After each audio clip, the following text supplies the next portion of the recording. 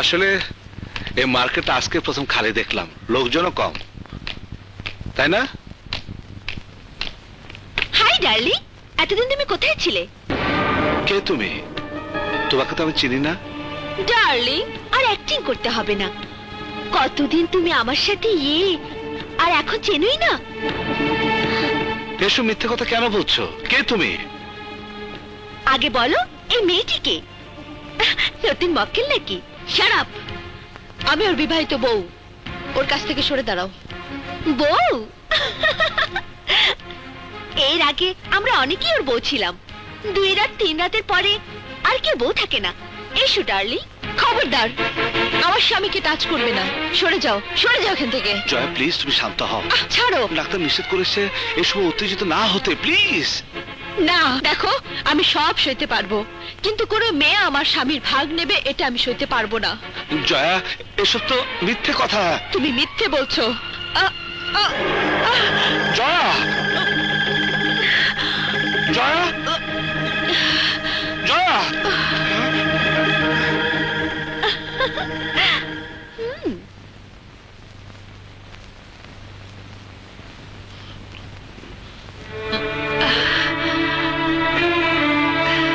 থাক থাক, উঠতে হবে না।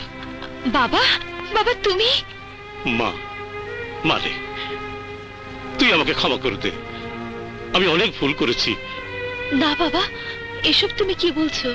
মারে, আমার ছেলে নেই, তুই আমার একমাত্র সন্তান।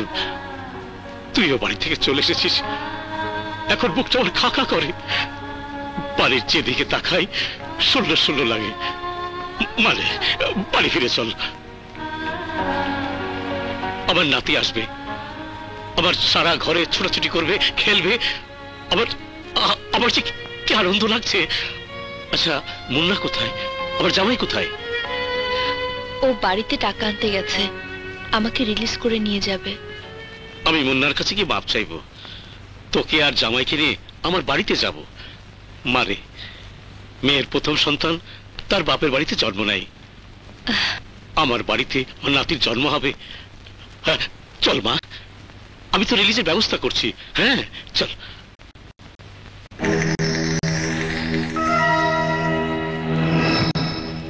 এসো বাবা, এসো। হ্যাঁ চল। মুন্না তোমাকে দেখলে যা খুশি হবে না।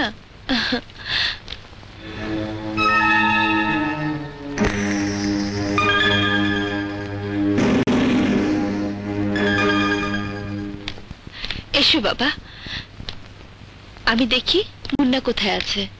বসো।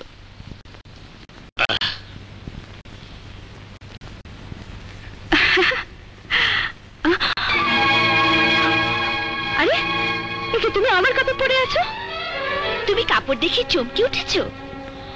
আর যদি এটা শোনো, তোমার স্বামীর সাথে রাত কাটিয়েছি।